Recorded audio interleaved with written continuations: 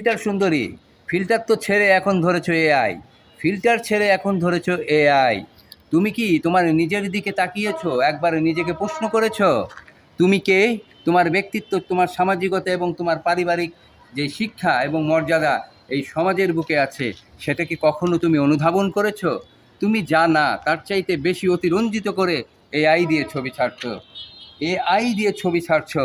তুমি একবার দেখো তো, যেই পোশাকটা পরে তুমি ছবিটা এআই দিয়ে এডিট করে সোশ্যাল মিডিয়া ফেসবুকে পোস্ট করেছো, সেটা কি তোমার সাথে যায়? ওই পোশাকটাই যদি তোমার পরিবারের পরিজনের কেউ তোমাকে কিনে দেয়, ওই পোশাকটা কি তুমি পরতে পারবে আর ওইভাবে ছবির পোস্ট দিতে পারবে? তাই তুমি যা তাই করো, সুন্দর রুচিশীল ছবি পোস্ট করো, সৃজনশীলতার মধ্যেই থাকো, তাহলে তুমি নিজের ব্যক্তিত্বকেও তুলে ধরতে পারবে, পারিবারিক সামাজিকভাবেও তোমার পরিবার ছোট হবে না। আর আরেকটা কথা বলি, যদি তুমি অবসর সময়ে ওই মোবাইল ঘাটাঘাটির মধ্যেই থাকো, থাকো না কেন, সেটা কবিতা আবৃত্তি, সাংস্কৃতিক কিংবা অন্য কোনো প্রতিভায় তোমার সময়টা বিকশিত করো, তাহলে দেখবে তুমি লাভবান হবে, সমাজ লাভবান হবে, হয়তো হয়ে যেতে পারে এই দেশটাও লাভবান।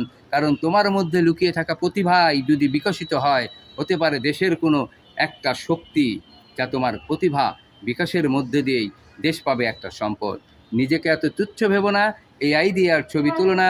আপুমনি, রাগ করো না, কথাটা আমি যে বললাম, নীরবে নিভৃতে 1 মিনিট কিংবা অর্ধ মিনিট একটু ভেবে দেখো প্লিজ। গালাগালি করতে চাইলে করে যাও।